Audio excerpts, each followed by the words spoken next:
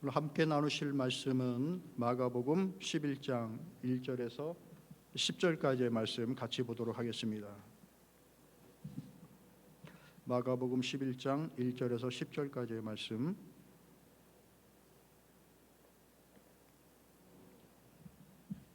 교독하겠습니다. 그들이 예루살렘에 가까이 와서 감람산 벳바게와 베다니에 이르렀을 때에 예수께서 제자 중 둘을 보내시며 이르시되 너희는 맞은편 마을로 가라. 그리로 들어가면 곧 아직 아무도 타보지 않은 나귀 새끼가 매여 있을 것을 보리니 풀어 끌고 오라. 만일 누가 너희에게 왜 이렇게 하느냐 묻거든 주가 쓰시겠다 하라. 그리하면 즉시 이리로 보내리라 하시니 제자들이 가서 본즉 나귀 새끼가 문 앞 거리에 매여 있는지라. 그것을 푸니 거기서 있는 사람 중 어떤 이들이 이르되 나귀 새끼를 풀어 무엇 하려느냐 하매 제자들이 예수께서 이르신 대로 말한데 이에 허락하는지라. 나귀 새끼를 예수께로 끌어와서 자기들의 겉옷을 그 위에 얹어 놓음에 예수께서 타시니 많은 사람들은 자기들의 겉옷을 또 다른 이들은 들에서 벤 나뭇가지를 길에 펴며 앞에서 가고 뒤에서 따르는 자들 소리를 지르되 호산나 찬송하리도다. 주의 이름으로 오시는 이여 찬송하리로다. 오는 우리 조상 다윗의 나라여 가장 높은 곳에서 호산나 하더라.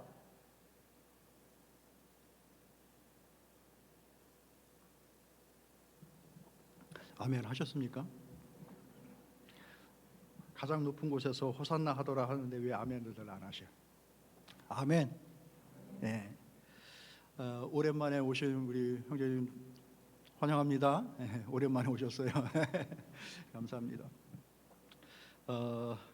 말씀의 제목 한번 여러분 같이 읽어보시겠어요? 시작. 왕의 계획과 나의 믿음입니다. 여러분, 우리는 예수 그리스도를 나의 왕으로 믿고 섬깁니다. 맞습니까? 그 왕께 계획이 있다라는 것이고, 왕께 있는 것은 계획인 거고, 우리에게 필요한 것은 무엇이라? 믿음이라는 겁니다. 하나님은 하나님의 역사를 그분의 계획과 우리의 믿음이 만났을 때에 일어날 수 있게끔 일을 행하여 가십니다. 오늘 말씀 속에서 주님의 계획이 어떤 것인지를 깨달아 알고 우리의 믿음을 다시 한번 견고히 세울 수 있는 시간 되기를 원합니다. 예수님께서 지금 이 현장으로 가시는 이 당시 이스라엘은 지도자들이 있었습니다. 헤롯 가문 에돔 사람을 그 로마에서 이스라엘의 왕으로 세웁니다.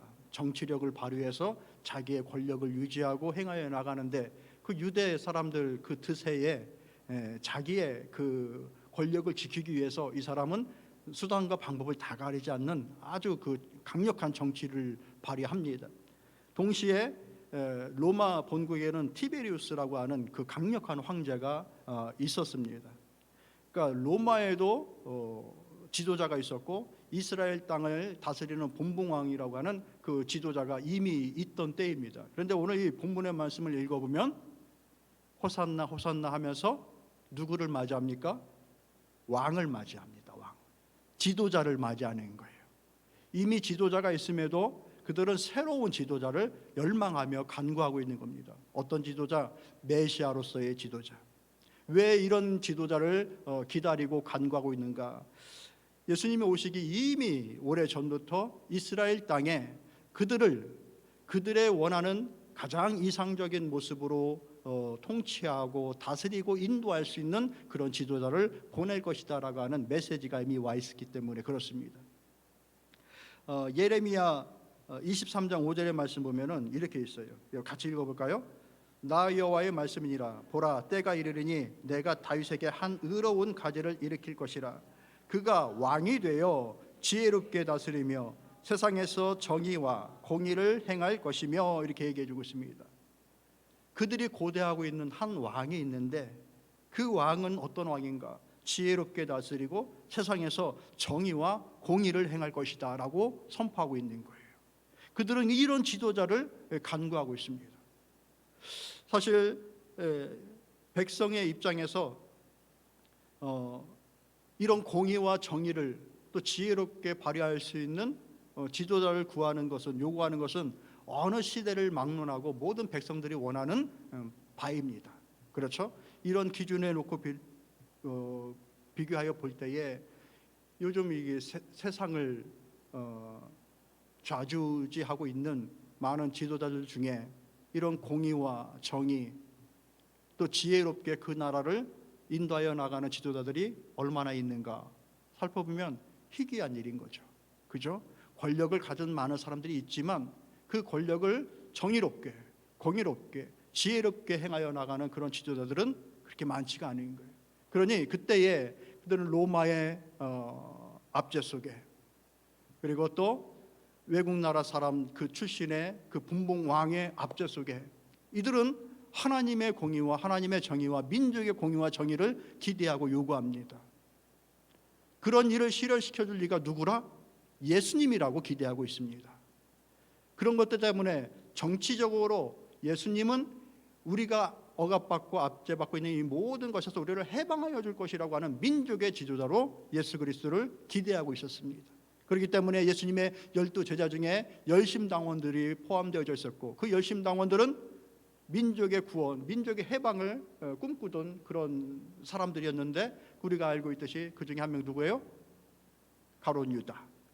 그도 역시 아예 나쁜 사람이 아닌 거예요.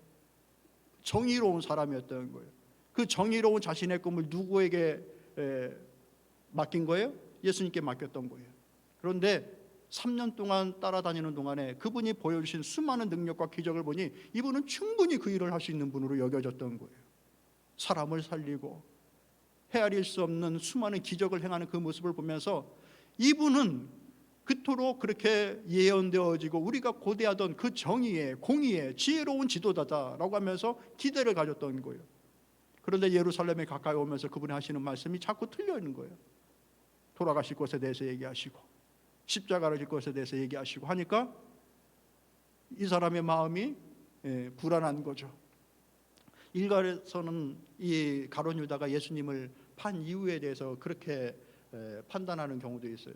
그러니까 예수님을 그렇게 했을 때에 실질적인 그의 능력을 그 긴박한 상황 속에서 나타낼 것을 기대하고서 예수님을 가룟 유다가 팔았다, 이렇게 해석하는 사람도 있는 거예요.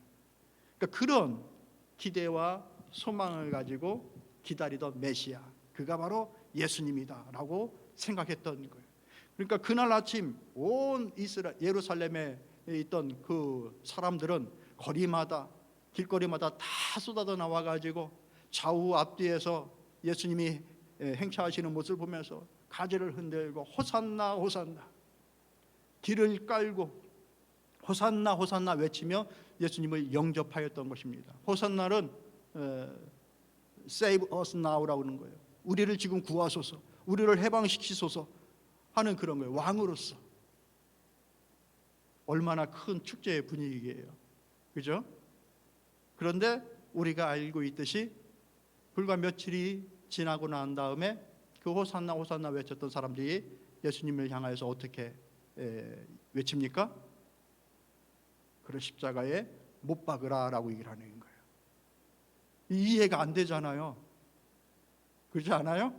이 사람들이 정신분열증이 있어가지고 며칠 전에 그랬다가 며칠 후에는 뭐 이렇게 하는 그런 게 아니잖아요. 그 사이에 그들의 요구, 그들의 생각이 이게 아니구나라는 것을 현실적으로 깨닫게 된 것이죠. 그들이 기대하였던 민족의 해방, 그런 정치적인 힘, 세상의 그 기준에 맞는 세상적인 힘, 이것을 발휘할 지도자가 아니구나를 발견한 것이죠. 그들은 아직 이 고백 속에서 그것을 모르고 있었어요. 그런데 이 똑같은 장면이 누가복음에 나오는데, 누가복음에는 이 예수님의 이 심정, 그분을 맞이하는 그들의 모습을 보면서 예수님의 심정이 나오는 그 구절이 있어요. 28절부터 시작되어, 누가복음 19장 28절부터 시작되어지는 말씀은 우리가 읽은 이 그 본문의 내용과 똑같습니다. 예루살렘으로 입성하실 때 그들이 예수님을 맞이하는 그것과 똑같아요. 그런데 그 이후부터 여러분도 같이 한번 읽어보실까요? 41절부터 보면은 예수님의 심정이 나옵니다. 같이 읽어보시죠. 시작. 가까이 오사 성을 보시고 우시며 이르시되 너도 오늘 평화에 관한 일을 알았더라면 좋을 뻔하였거니와 지금 내 눈에 숨겨졌도다. 날이 이를지라 내 원수들이 토돈을 쌓고 너를 둘러 사면으로 가두고 또 너와 및 그 가운데 있는 내 자식들을 땅에 맺히며 돌 하나도 돌 위에 남기지 아니하리니 이는 내가 보살핌 받는 나를 알지 못함을 인함이니라 하시니라. 이렇게 얘기해 주고 있어요. 그들은 온 난리를 치며 호산나 호산나 하면서 웰컴하고 있는데 예수님은 그 광경을 보시면서 우셨다라고 이야기하고 있는 거예요. 왜요? 그들의 기대하고 그분이 생각하는 평화가 다르다라는 거예요. 다시 한번 읽어드리면 가까이 오사 성을 보시고 우시며 이르시되 너도 오늘 평화에 관한 말을 이를 알았더라면 좋을 뻔하였거니와 내 눈에 숨겨졌도다라고 얘기하는 거예요. 그들이 생각하는 평화와 예수님께서 가져오시는 그 평화의 성격이 다른 것을 볼 수 있는 눈이 없었다라는 것이죠. 그것 때문에 안타까워하시고 그들을 향해서 눈물을 흘리셨다라고 해요. 재미없으세요? 그러니까 그들의 기대, 예수님에 대한 기대와 예수님이 가지고 온 그 내용이 달랐다라는 거예요.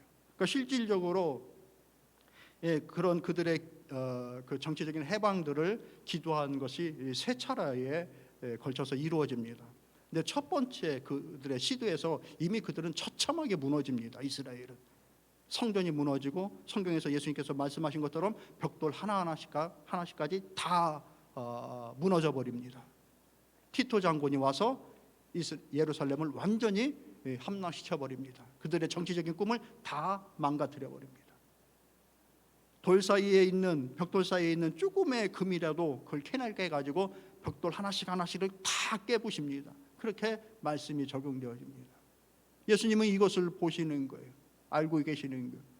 그러니까 그들 정작 지금 우리의 왕으로 오십시오, 우리의 왕입니다 고백하고 있지만 그들이 가지고 있는 기대, 그들의 입술의 고백의 왕과 본인이 가지고 오시는 이 평화의 나의 권한으로 가지고 오고 있는 이 왕으로 베풀어 줄 수 있는 것이 완전히 다르다라는 것을 그들은 모르고 있는 그 현실을 보면서 예수님이 눈물을 흘리시고 안타까워하셨다는 거예요. 깨달아지시죠? 자, 이제 다시 처음으로 돌아와서 우리는 예수 그리스도를 우리의 왕으로 고백하고 우리는 그렇게 주님을 섬기고 주님을 따라간다라고 기대하면서 주님을 섬기고 있습니다. 그런데 우리가 고백하는 그 믿음의 고백들이 하나님께서 생각하시고 예수님께서 생각하시는 우리를 바라보시는 그 기대와 다르다라고 한다면 우리가 믿음의 고백을 드리고 있는 그 순간조차도 예수님께는 안타까운 믿음의 고백이 될 수 있다는 거예요. 무슨 말씀이신지 깨달아지시죠? 이들의 외침은 맞았어요. 지금 우리의 왕이십니다. 다윗의 자손, 다윗의 이름으로 오시는 이여 우리의 왕이십니다. 우리를 구원하소서라고 하는 그들의 고백은 맞았어요. 그런데 입술의 고백은 맞았는데 진정한 그분이 가지고 온 그분의 통치, 그분의 다스림에 대한 마음가짐은 달랐던 것이죠. 그러니까 우리가 주님을 나의 왕으로 고백한다고 했을 때 바르게 주님을 나의 왕으로 고백하는 것이 중요합니다. 그 말씀을 여러분과 함께 나누길 원하는 거예요. 우리의 왕은 어떤 왕이신가? 예수 그리스도를 바르게 고백해야 되는 거예요. 먼저 우리의 왕은 어떤 왕인가 따라 볼까요? 희생의 왕이십니다. 말씀을 읽어볼까요? 갈라디아서 1장 4절 말씀 시작. 그리스도께서 하나님 곧 우리 아버지의 뜻을 따라 이 약한 세대에서 우리를 건지시려고 우리 죄를 대속하기 위하여 자기 몸을 주셨으니, 자기의 몸을 우리의 죄를 대신 속하여 주기 위하여서 희생하였다라고 말씀해 주고 있는 거예요. 왕은 왕인데 어떤 왕이라? 희생의 왕이라. 여러분, 왕은 희생이 익숙한 사람이 아닙니다. 그죠? 희생을 강요하는 자리에 있는 사람입니다. 자기의 이익, 자기의 권력, 자기의 힘을 위해서는 다른 사람의 희생 눈 하나 깜짝하지 않고 그것을 요구하고 행하는 사람들이 왕이라는 위치에 있는 사람들입니다. 수많은 오늘날의 지도자들도 한번 보십시오. 자기 희생하면서 나라를 이끌어 나가는 지도자들이 여러분들이 아는 그런 지도자가 있으면 저한테 좀 알려주세요. 권력은, 왕은 그런 일들이 익숙한 사람들이 아닌 거예요. 그런데 예수님은 어떤 분이시라? 자기의 몸을 희생하였다라고 하는 거예요. 왜? 우리의 죄를 대속하기 위하여서. 예수님은 나귀를 타고 겸손히 예루살렘에 입성하셔서 하나님의 뜻에 말없이 순종하시며 그분의 사역을 완성하셨습니다. 어떻게? 희생을 통하여서. 그들이 기대하는 공의와 정의를 그분의 희생을 통하여서 이루었습니다. 세상의 많은 지도자들이 공평과 정의를 요구합니다. 얘기를 합니다. 그렇지만 자기 희생을 통하여서 그 공평과 정의를 이루는 지도자들은 거의 없습니다. 자기가 정의와 공평을 얘기하지만 자기 편에서 공의와 정의를 실현하는 지도자들이 대부분입니다. 그렇기 때문에 거기에 그늘에 있는 사람들은 그것 때문에 안타까워하고 아파하는 것이 오늘날의 모든 나라들의 모습들인 것이죠. 그런데 주님은 그들이 기대하고 소망하고 있는 정의와 공평을 그분의 희생을 통하여서 이루어 주셨다. 왜 그럴까? 왜 희생을 통하여서 그 일을 이루실까? 왜냐하면 그리스도의 통치는 사랑을 통하여서 이루어지는 것이기 때문에 그렇습니다. 여러분, 사랑이라는 것은 희생이라는 것을 반드시 요구합니다. 희생하지 않고 사랑이 이루어지질 않습니다. 사랑과 비슷한 단어가 있어요. 러브와 비슷한 단어가 있어요. 뭡니까? like라고 하는 거예요. 여러분들 연애 시절을 되돌아보면 나 너 사랑해도 고백해 본 적 있으실 거고 나 너 좋아해라는 말도 고백해 본 적 있으실 거고 한 번도 없었어요? 집사님? 좋아한다라는 것은 내가 좋을 때 좋아하는 거예요. 근데 사랑한다라는 말은 내 것을 내려놓을 때 사랑한다라고 말할 수 있어요. 나는 안 좋아도 그 일을 감내할 수 있고 받아줄 수 있을 때 사랑한다는 말을 할 수가 있는 거예요. 가정을 놓고 보면은 부모님들은 아이들을 향하여서 나 너 좋아해라고 말을 거의 안 하실걸요? 자녀에 대해서 뭐라고 얘기합니까? 사랑하는 아들, 사랑하는 딸, 나 너 사랑해라고 얘기하죠. 그죠?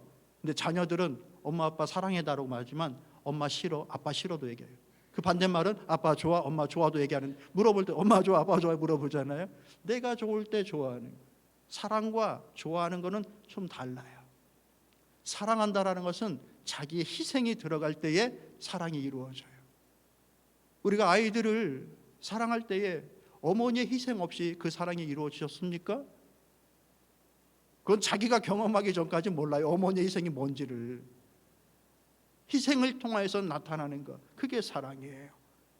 주님이 우리의 왕으로 오시는데 어떤 왕이셨는가? 그분은 자기 희생을 행하는 분이셨다. 여러분이 여러분의 주변 속에 누군가를 위하여서 희생을 나타내면서 그 사랑을 행하였을 때에 우리는 어떤 감정을 갖습니까?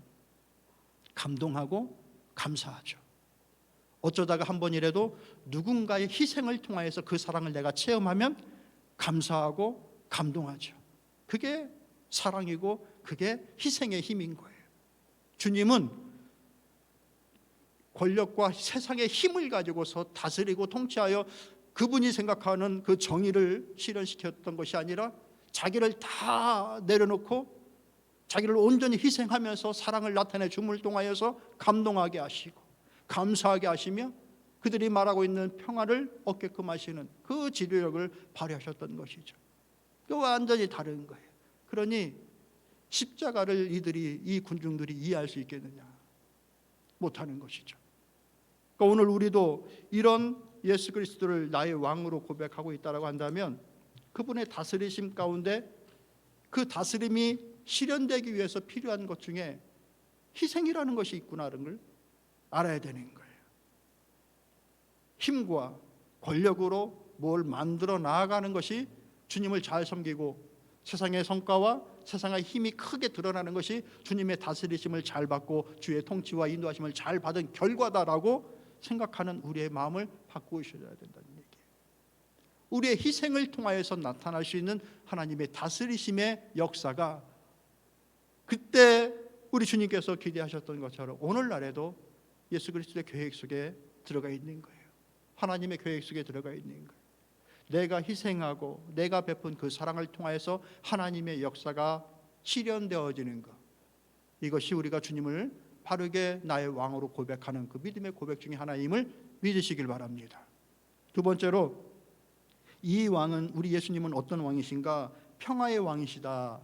따라볼까요? 평화의 왕이시다. 예수님의 희생을 통하여서 오게 된 결과가 뭔가? 평화예요. 먼저 누구하고 평화입니까?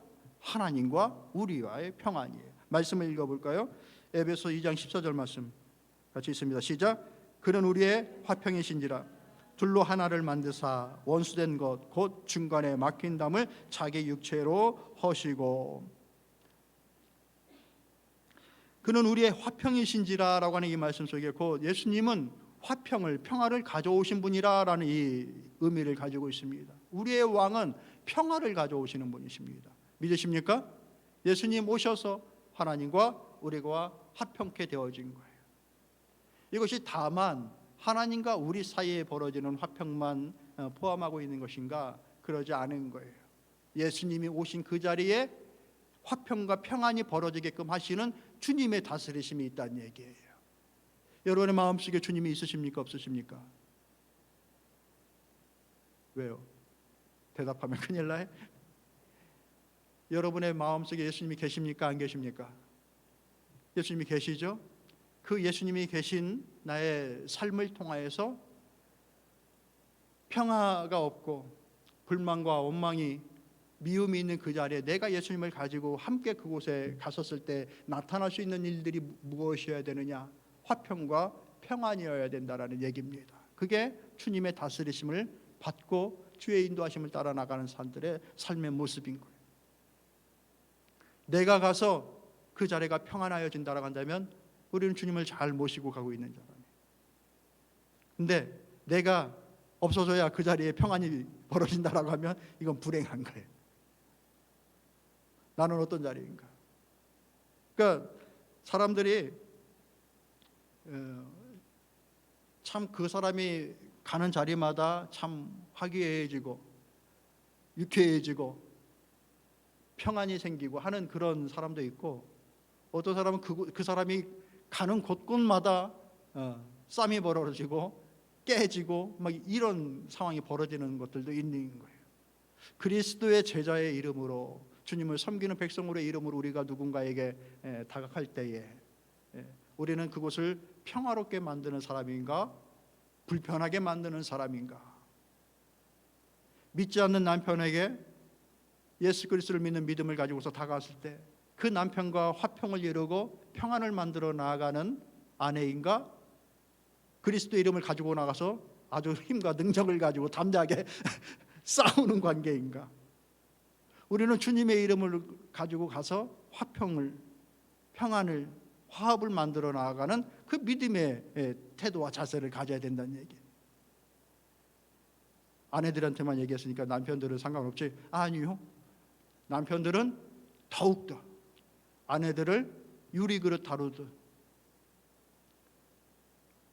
줄에 유리그릇에 딱 묶어놓고 막 자갈밭을 끌고 다니듯이 아내를 그렇게 대해서는 안 되는 것이죠. 참으로 귀중하게 그리스도의 이름을 가지고서 다 그 평안을 만들어줄 수 있는 남편, 그 관계로서 내가 다가가는 그곳을 평화의 장으로 만들어 나아가는 것, 그것이 바로 내가 주님을 나의 왕으로 모시고 살아가는 삶의 태도가 되어지는 거예요. 왜? 주님은 평화를 전달하는 분이시니까. 스스로를 잘 살필 수 있기를 바랍니다. 나는 이간하는 자인가, 깨트리는 자인가, 화합을 시키는 자인가? 그러니까 그 답 속에 내가 주님을 잘 고백하고 살아가는 거 아닌가가 나와 있는 거예요. 왜 너무 힘들어요? 입술로만 주님 나의 왕입니다 고백하면 그거 아무 소용없어요. 주님 지금 우시는 거예요. 우시는 거예요. 주님 앞에 착하고 충성된 나의 종이다, 나의 백성이다라고 하는 그 칭찬과 그 사랑을 받아야 될 거 아니에요. 그죠? 마지막으로 따라봅시다. 만왕의 왕이십니다. 주님은 남한의 왕이 아니에요. 주님은 유다 땅 이스라엘의 왕만이 아니에요. 그분은 모든 사람들의 왕이 되시는 거예요. 그분이 모든 사람들의 왕이 되셔서 그 희생을 통하여서 사랑을 체험하고 경험할 수 있게끔, 또 그 사랑을 힘입은 까닭에 평안과 화평을 선물을 받을 수 있게끔 나만 소유하는 것이 아니라 모든 사람들이 소유할 수 있게끔 알게끔 해 나가는 것, 그것이 바로 예수 그리스도를 나의 주로 고백하고 살아가는 사람들의 전도의 모습인 거예요. 그런 주님을 나만 간직하고 살아가는 것이 아니라 모두에게 전하고 소개할 수 있는 그런 사람이 되는 것입니다. 그게 우리의 전도의 모습이에요. 그를 통하여서 내 주변에 예수 그리스도의 생명이 풍성하여지고 회복과 강건함이 풍성하여질 수 있는 자리가 되게끔 하며 살아가는 것, 이것이 바로 우리가 주님을 바르게 고백하고 바르게 섬기고 나아가는 표고 결과가 아니겠습니까? 그죠? 우리가 만나는 사람들 속에서, 우리의 무리들 속에서 이렇게 풍성한 생명이 벌어질 수 있는 그 믿음의 고백과 소망을 갖고 살아가시는 우리 모두가 될 수 있기를 축복합니다.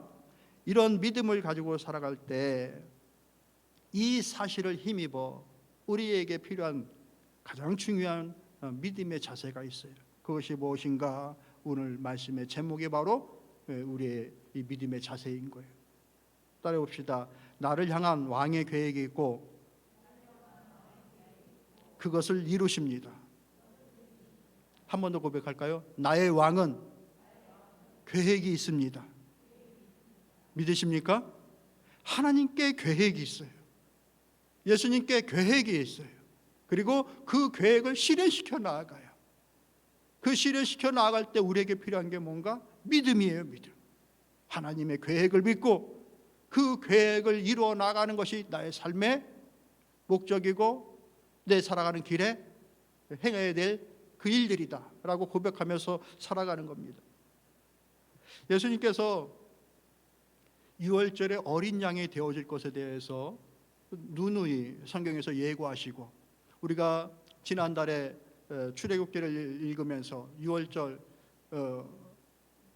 그 죽음이 넘어갔을 때 그 유월절의 의미가 그들에게 왔었던 것처럼, 그때 문설주에 발려졌던 것이 뭔가? 어린 양의 피였다라고 얘기했어요.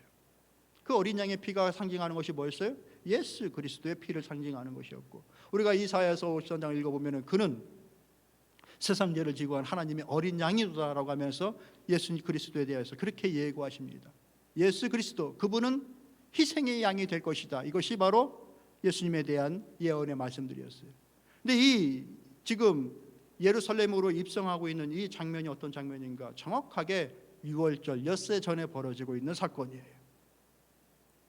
유월절에 그분은 자신의 몸을 십자가에 드립니다. 계획대로 유월절에 그분의 몸을 어린 양의 피로 드리게 되는 거예요. 말씀 보면은 이제 예수님께서 주로 활동하셨던 것이 이 갈릴리 바다죠. 그쪽 지역에서 활동하시다가 이제 예루살렘으로 오시는 거예요. 예루살렘으로 오실 때 만나게 되는 산이 있는데 그게 바로 이 감난산이에요.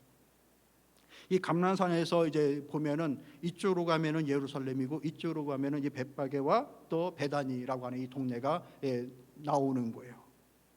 그곳에서 이제 예수님께서 보면서 맞은편 마을로 가서 아무도 타지 않은 나귀 새끼가 있을 건데 그 나귀 새끼를 데리고 와라라고 뜬금없이 이 얘기를 합니다.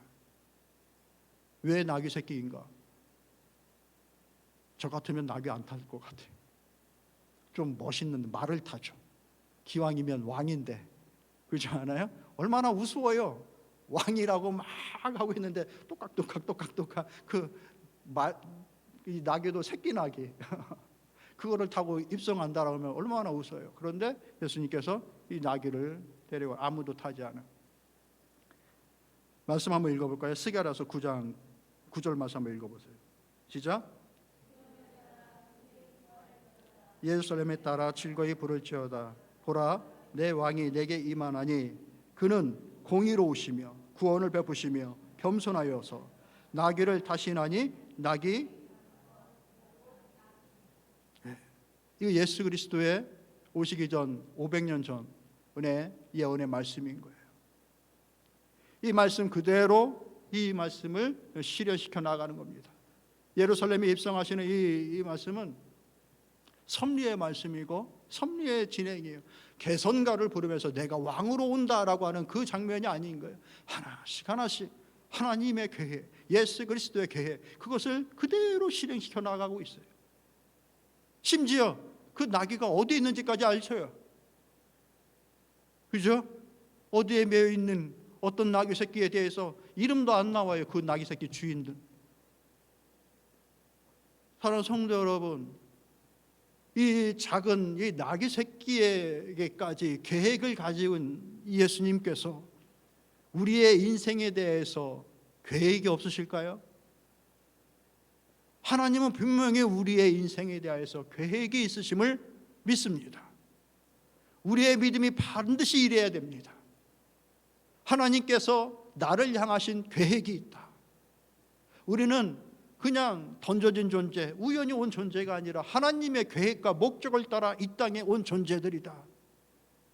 내 나이가 지금 티네이저건 50살이건 60살이건 80살이건 그 어느 때든 간에 하나님의 계획은 하나님 나라 갈 때까지 진행된다.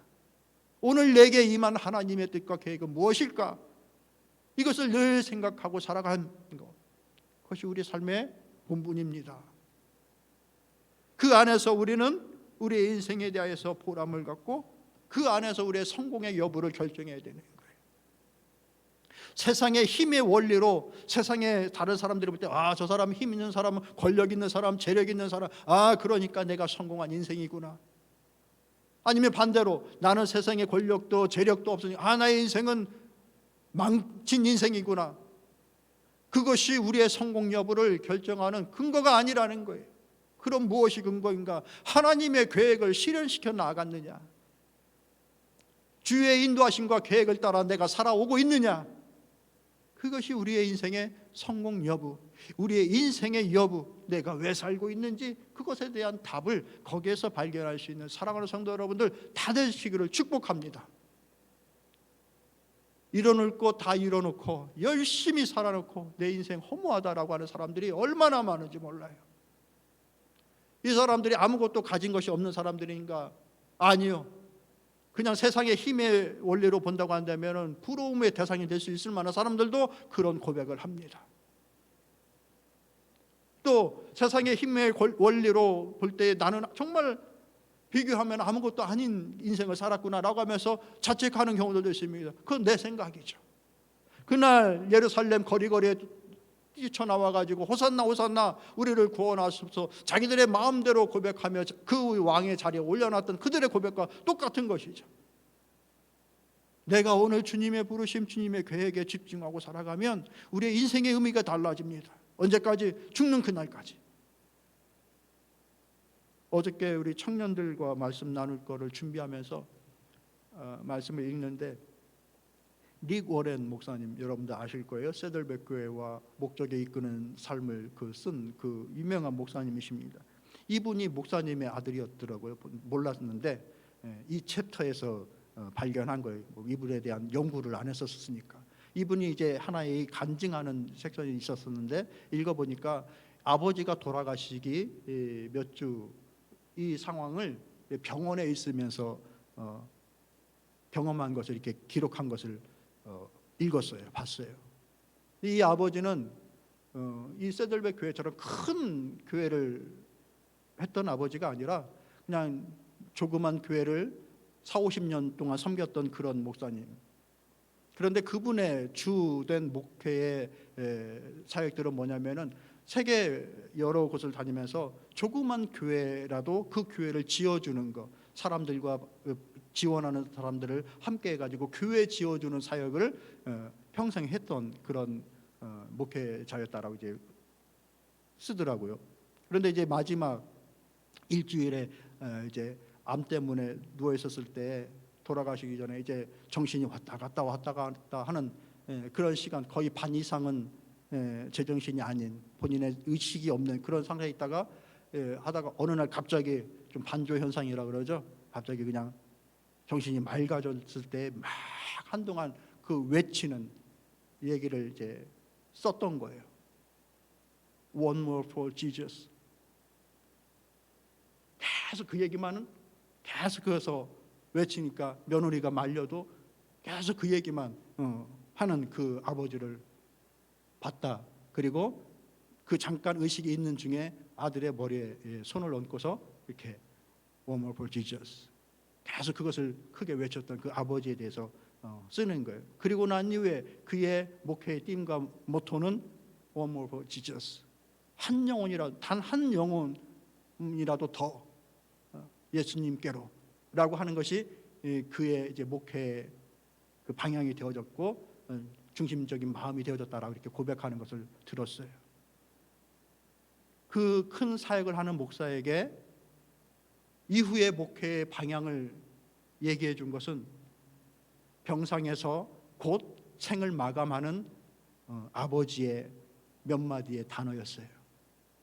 우리가 주님의 일을 이룬다라는 것은 세상의 원리로 큰 어떤 성과를 만들어내고 시간이 많이 남아있는 젊은 시절에만 가능한 일들이 아니라 우리가 주님의 계획과 뜻을 이루어 나가는 것은 주님 나라 갈 때까지예요. 아무도 늦지 않고 리타이어가 없습니다. 기도하는 것, 바라고 소망하는 것, 기도는 내 의식이 있는 그 순간까지 마지막까지 할 수 있는 거예요. 여러분, 우리 기도의 힘을 믿잖아요. 맞습니까? 기도의 힘을 믿잖아요. 그러니까 나는 더 이상 아무것도 할 수 있는 것이 없다, 나는 기력이 다했다, 이런 말이 없는 거예요. 하나님의 계획은 하나님 나라 갈 때까지 우리에게 진행되어져요. 그 왕을 모시고 우리는 살아가는 거예요. 내가 바라는 왕의 모습으로 그분을 내가 원하는 그 자리에 앉혀놓는 것이 아니라 주님이 어떤 왕의 모습으로 우리에게 오셨는지를 바로 깨달아야 되는 거예요. 희생의 왕, 평안의 왕, 만왕의 왕, 그 다스림을 받고 있는 나 자신이 그분의 통치를 어떻게 이 땅에서 실현시켜 나갈 것인가. 우리 주님을 바르게 섬겨 나아갑시다. 말씀을 정리하도록 할게요. 내가 섬기는 이 하나님이, 예수님이 어떤 왕인지 바르게 이해해야 되겠습니다. 그래서 그 왕의 다스리심을 받아야 되는 거예요. 내가 이 왕 위에 올려놓고 이 왕이 내가 원하는 것 다 들어주는 그런 왕으로 내가 하나님을 섬겨나가는 것이 아니에요. 그런 식의 모든 기도들은 나의 정욕을 위해서 구하는 것들이 대부분이에요. 우리의 기도는 그런 기도가 되어져서는 안 되는 것이죠. 주의 다스리심이 이루어지기를 위해서 간구하는 기도의 내용들이 우리의 기도가 되기를 원합니다. 그리할 때에 그 기도 속에서 우리의 삶의 역사 속에 풍성함과 생명의 역사가 나타나는 거예요. 하나님께서 살리시는 역사가 그때 나오는 거예요. 내가 살고자 해서 사라지는 것이 아니라 하나님께서 살려주셔야 살아가지는 거예요. 주님은 그런 자들과 함께 주님의 뜻을 오늘도 실현시켜 나갑니다. 주님은 계획이 있으시고 우리에게 필요한 것은 그 계획을 믿는 믿음입니다. 이 믿음을 따라 하나님의 선하신 일들을 풍성히 이루어 나갈 수 있는 우리 모두가 되기를 소망합니다. 기도하겠습니다. 참 좋으신 하나님, 하나님 은혜에 감사를 드립니다.